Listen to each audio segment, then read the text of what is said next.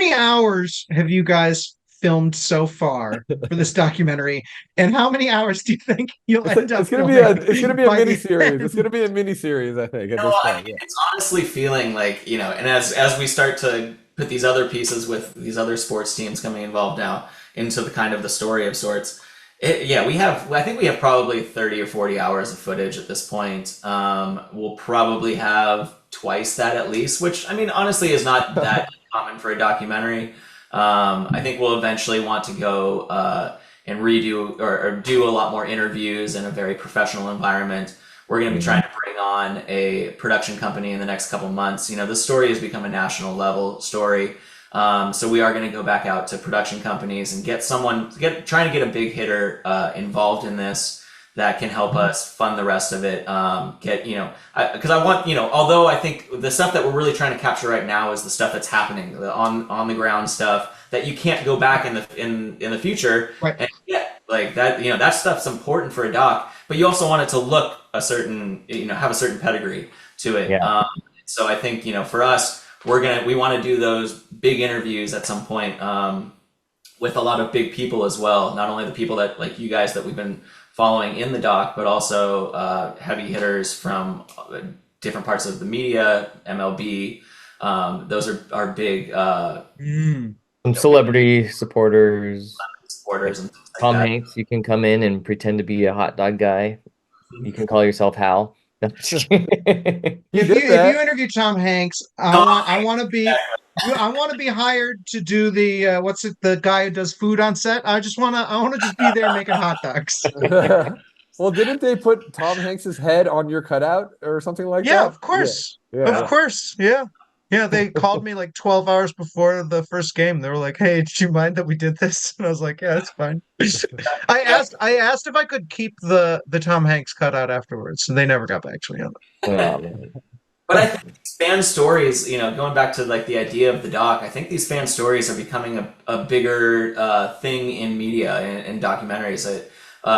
One of the guys who is one of our head producers was a co-creator of the show Welcome to Wrexham, and that show has really spurned on a lot of this interest in fan-based movements and fans, the importance in fans getting their teams and representing their teams. And kind of Oakland is this perfect place to tell this story.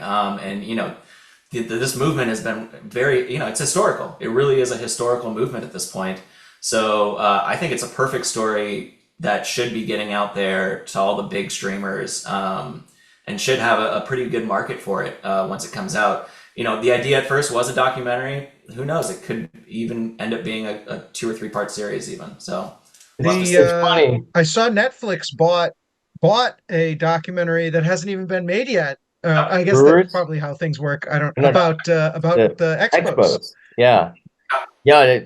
I had concerns because because that was like maybe they're ones that's not super connected and afraid of an MLB putting the bad in a bad light, and because they also signed to do a team follow show with the Red Sox. And so they're Yeah. doing like a Welcome to Wrexham style Red Sox show.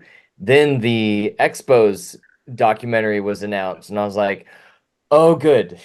Maybe there's a chance. And so that at least a bigger one with a little bit more money is willing to take a risk on something that may not show MLB in the best light. But it's funny because you were saying that maybe a 3-part series or something. The first thing that I started when I interviewed you, Hal, way back in it was July last year. Yeah. It's like a month after Yeah, it the was reverse exactly a boycott. month, July 13th, I believe. I was like, all right, I'm gonna do like a 3 to 4 minute video just to get it out there, and we've got it. Here we are 30 hours of footage later, and Gabe and I working together, and 3 minutes is not long enough. So Yeah, obviously going to or be at 10. least a featured doc. That's still our focus. But as you guys are saying, as this continues to go on, and the drama keeps coming up in all these different weird ways, it's giving us more and more story to report on and to talk about. So Yeah, I was worried. So Jared, approached me right after the reverse boycott, and so I was kind of worried. I was like, oh, too bad. too bad. And he said, "Hey, I want to do this thing about the reverse boycott. It was such an amazing moment, and I want to just make a like a short sort of movie about it." And that was before Gabe, you were even involved. And there was part of me that was a little bit bummed. I was like, he should have, he missed all the best parts. He should have talked to us, before that. But you know, it's just exploded since then. Can you guys kind of talk about I don't know if you can or not, but like how much, like maybe how much interest you had gotten from, I have no idea how any of this works, but like how much interest you've sort of gotten from the people that need to fund things or to support things at the beginning, and like how much you have now. So this has been kind of the interesting thing with Jared and I, and why when we came together it was kind of a perfect match because Jared went about it differently than I did. Jared started by being like, "This is incredible. I need to get footage now. I need to get start getting interviews, start going to games and getting footage of the games and what's happening at the games." Whereas I was like, well, I want to try and get some big hitters involved, and I'd love to get like a big production company to back this because I think it's going to be a great story. And I had a ton of interest on my end. Like I said, we have a couple producers, one of them, one of the Welcome to Wrexham guys. We also did pitch it to a couple of companies. Our focus at first was going to baseball companies or sports documentary companies. And I think actually that ended up being the issue because although it's a great sports story, it's a story that is most likely going to paint MLB in a bad way.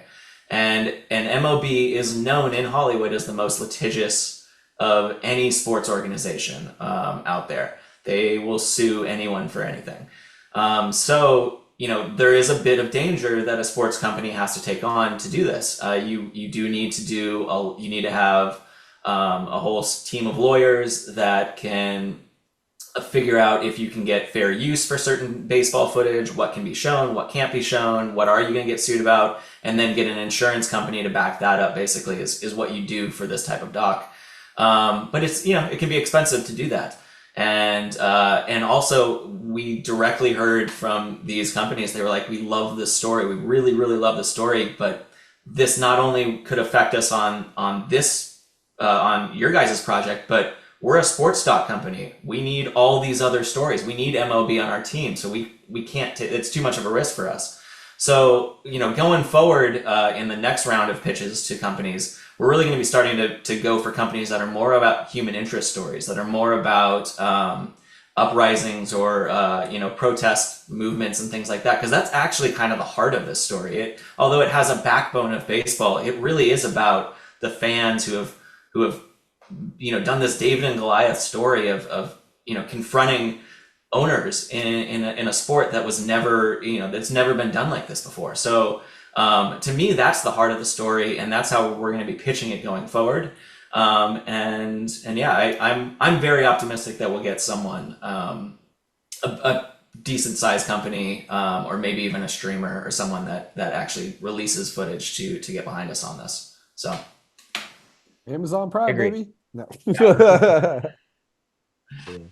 For sure. So, it's exciting. I think there's a good chance that this story is going to be told the right way, and told on a bigger level and put through a big platform to be seen by everyone, because it really is a movement that should be seen by everyone. It's pretty incredible what you guys have been doing. I mean, really, Jared and I continue to say this, we're making this story because of you guys, because of what you guys were all doing. You were on the ground much earlier than we were. We were motivated by what was happening in Oakland that you guys were on the front lines of. So, really it's about you guys and what you've done. So, thank you for everything that you've done. And we're just excited to keep telling the story and keep following you.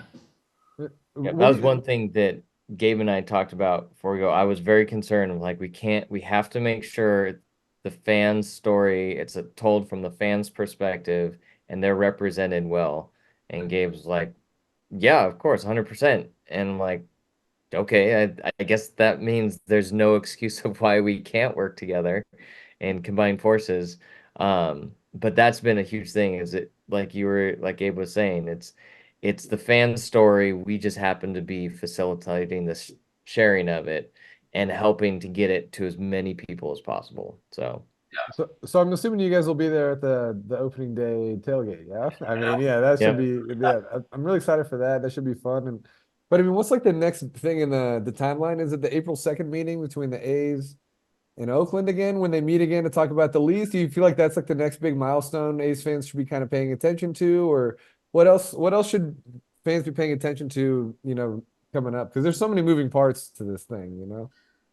I mean, I think we have an exciting year ahead, to be honest. I mean, I don't, we haven't figured out, I mean, none of the groups I think have figured out the full schedule of events this year, basically. But, there's a lot of cool ideas for, doing some boycott games that can take people to go to the Ballers instead or go to the Roots instead so that we get a huge contingent of people that would usually be A's fans going and experiencing something that's still Oakland based and Oakland fan based and still has that passion. I mean, I got this at one of the Roots games and it was incredible going there. Like it was everything that I loved about an A's game, and I'm not a huge soccer fan, but everything I loved about the A's game, that passion, the drums, the chants, all of that is at the Roots. It's part of Oakland more than it is a part of baseball necessarily. And so that it's pretty cool to see that passion still going forward in different teams. And so I'm excited to see that with the Ballers, Roots, Soul. Yeah. yeah. All right, guys. Well, you got Who anything would else, be Hal, or what? Yeah, I'm good. who would be so like, within reason, right? Because I don't think you're gonna get Dave Cavill or John Fisher to sit for this documentary. But Hey, like with I mean, right? I and mean, technically, we did you get know, John Fisher for this documentary. How we I interviewed him at the MLB owners meeting. I did reach out oh to my Rob God. Manfred, and he responded saying, "I'm not interested in participating." And He so just Yeah, my response back was, "Okay, cool. Well, if you ever change your mind, we're always on a full perspective. So I'll get in contact with you again in the future." So yeah, Nice. yeah. Anyway, but like, okay, so who would like within reason? I mean, maybe you don't want to say, but like within reason, like who would be your dream interview for this? hmm. Like, is it like top sports journalists, like like the national MLB journalists, or like a Ken Rosenthal or Passan in it would be great. yeah, I think, I oh, I'd be more interested, I think, in getting somebody that's in the front office, sitting in on those meetings. Because truth be told, like reaching out to some of these media professionals and like big names in the media, it's not as difficult as you might think because them appearing in something like this gives them even more credibility and pushes their brand further. It maybe helps them out more than it helps us out to do it. I would think because maybe that's naive thinking, but I feel like the hard one that could be really pivotal is somebody on the inside. I don't know okay, who that so it is Dave Cavill is the person that you want. and who knows, maybe he's smart enough to want to sit down with us. Today's opposite day.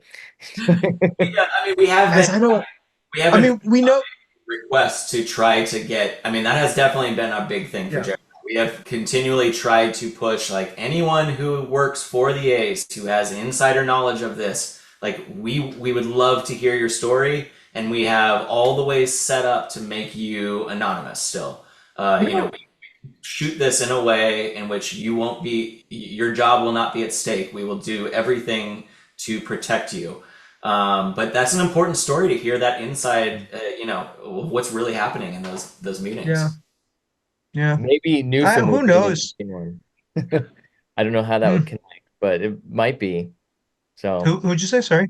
Newsom, Governor Oh yeah, Newsom, yeah. that that could be an interesting Well, approach. Tom Hanks would be pretty good. Tom I mean, Hanks would Tom be Hanks is one Yeah. of the, if I'm going for like a dream person that but he doesn't really have much to do with the movement. He would just kind of give us a. It would be Great amazing. Leo. It'd bring eyeballs. It'd bring eyeballs for sure. That Yeah. would be incredible. Like, did you see Yeah. the movie The Saints Who Saved Summer? It's a Netflix one, but it had Charlie Day from Sunny in Philly was playing Mike Vinacek or whatever, the White Sox. His dad was the White Sox owner, or Bill Veek? Was it Bill Veek? so or- it's Oh, it Charlie was Bill. Day. It was Bill Vex. It's Vec. Bill Vex. Bill Vec's son. Yeah, Mike yeah. Vec. And then Jeff Daniels I was haven't seen the narrator. movie. I just have. I just know a lot about Bill Vec. Yeah, well, you know, your rookie cards, isn't it the White Sox? I've got it here Yeah. Got a somewhere. Howard rookie Yeah. card. I love Batter Bastards of Baseball. That's like one of my favorite documentaries ever. That's a great documentary. Oh wow. A that. Howard rookie card. There it is. Is that There on it is. if you go on Beckett.com, can you see how much that worth or what? Are you I haven't looked it up. I just keep it very nice because it's signed. worth 4 hot dogs?